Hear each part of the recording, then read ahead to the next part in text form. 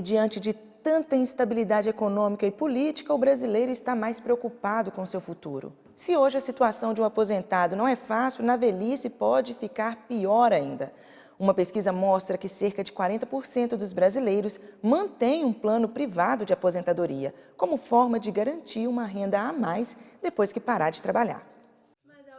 A farmacêutica Marcele tem uma conta de investimento em previdência privada desde pequena. E foram os pais dela que tiveram a ideia. Eu acho que meus pais decidiram já preocupados numa emergência, do que eu conheço eles, do que a gente conversa de faculdade, de como é que ia ser, né? E eles começaram a pagar tanto para mim quanto para minha irmã, e tinha por volta de 15, 16 anos, e eles pagaram até eu entrar na faculdade, até uns 20 anos de idade, mais ou menos.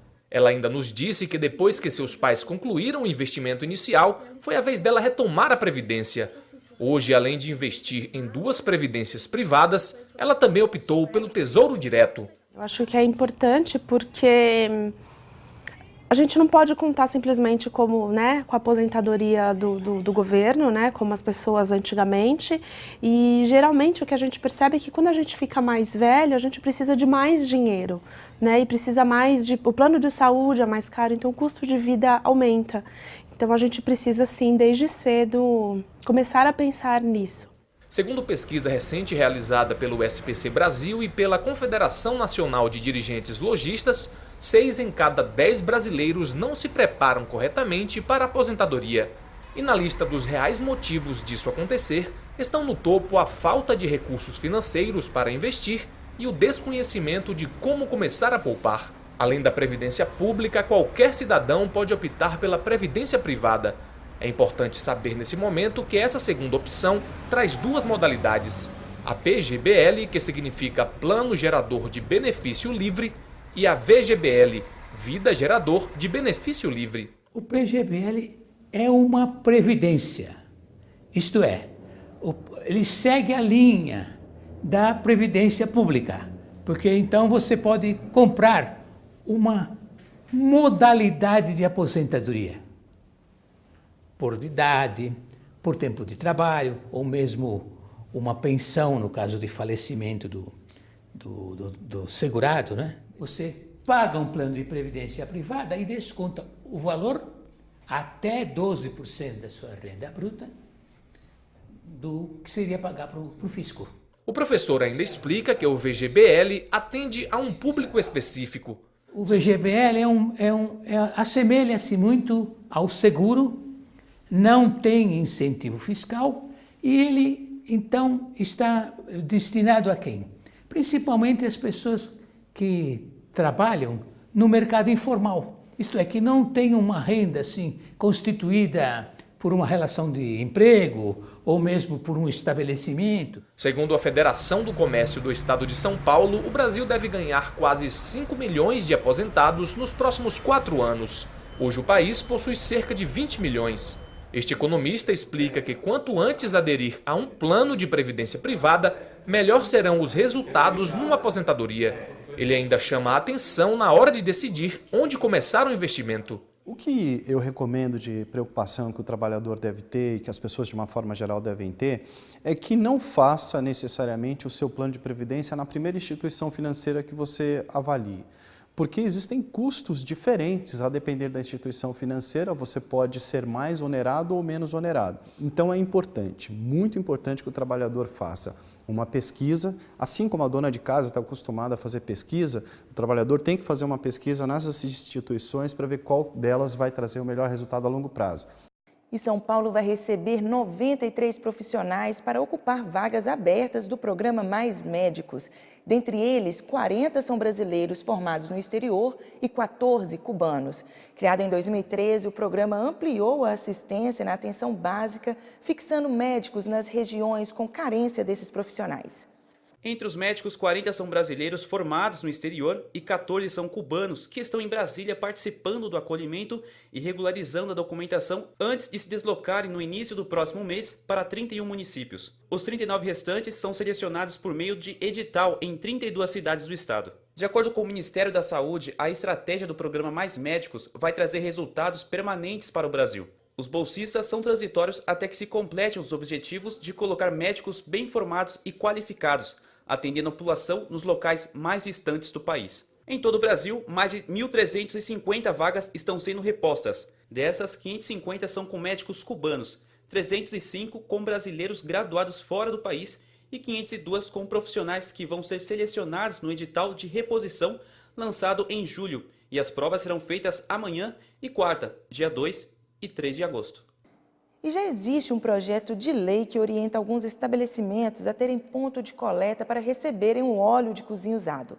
E alguns supermercados do Vale do Paraíba aderiram a essa iniciativa de preservação do meio ambiente.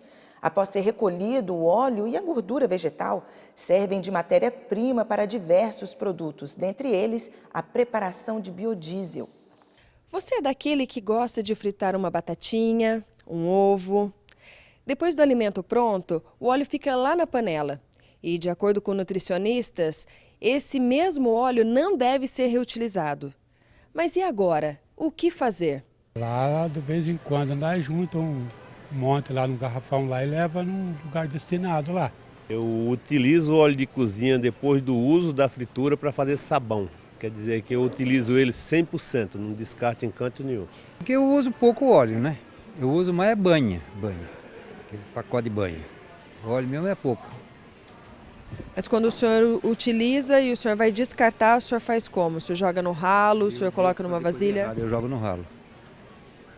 Eu sei que é errado. Eu jogo no ralo. Guardo numa garrafa, que tem as pessoas que já passam na minha rua para colher. Para o ambientalista, a decisão precisa ser tomada não somente no município de Taubaté. Se for pensar no Brasil de uma maneira geral, o descarte é feito na rede de esgoto, né? Mas municípios que têm a coleta do óleo de fritura, né, você tem pequenos empresários que já têm seus pontos e coletam e levam para a indústria, ou o poder público estabelece, né, os pontos para que a população leve esse material para ser depositado e depois ser levado para a indústria, né? E você acha que isso afeta pouco o meio ambiente? Então, se você for pensar bem assim, né, uma gotinha de óleo, ela contamina mais de 10 litros de água. Então, ela tem um poder altamente impactante na poluição, né?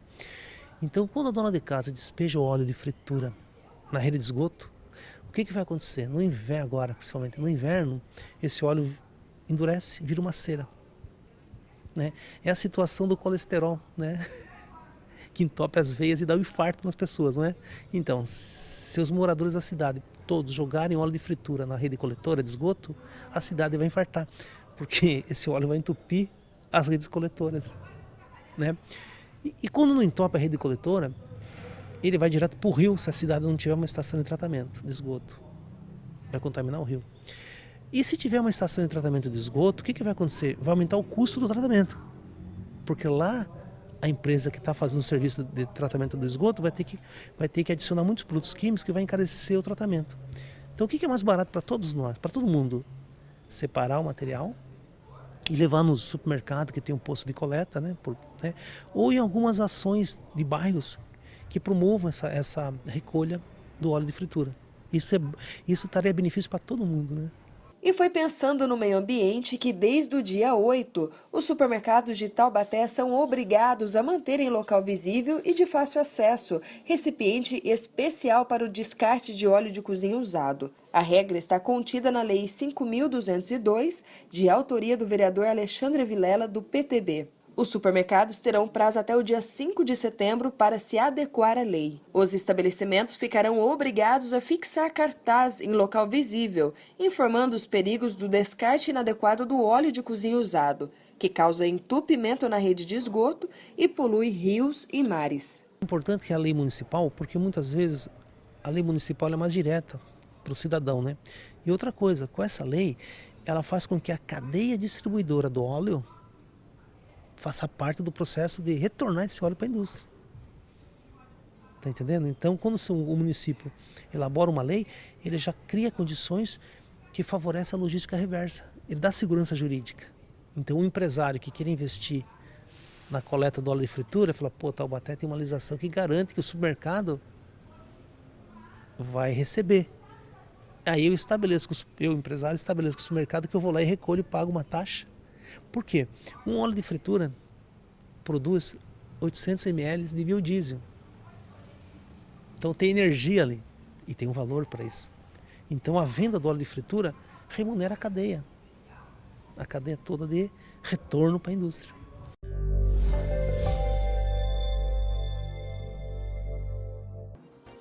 Nessa edição, você viu que subiu para 11.600.000 o número de brasileiros desempregados. Vários produtos rurais foram reprovados pela Anvisa devido ao alto nível de agrotóxico. Crise econômica e desemprego podem atrapalhar as vendas do Dia dos Pais. OMS comemora a Semana Mundial do Aleitamento Materno.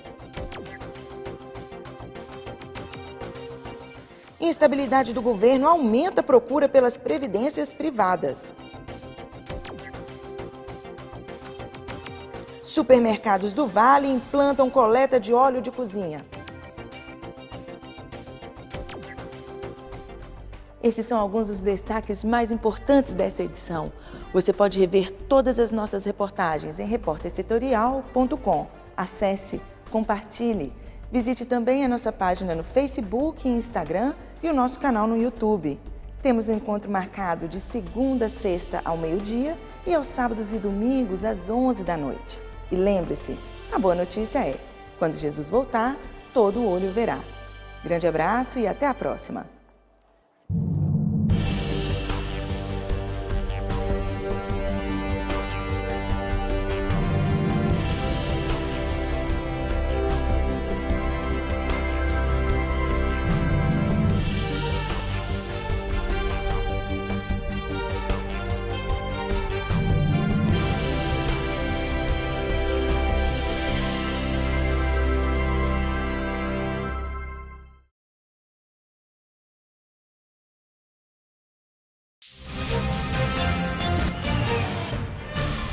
O mundo passa por São Paulo e Rio de Janeiro. Essas megacidades estão a cada dia mais próximas.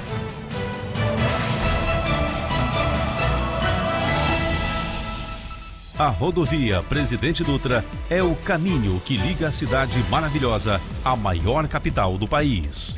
E bem aqui, entre São Paulo e Rio, o nosso jornalismo registra e conta os fatos mais importantes.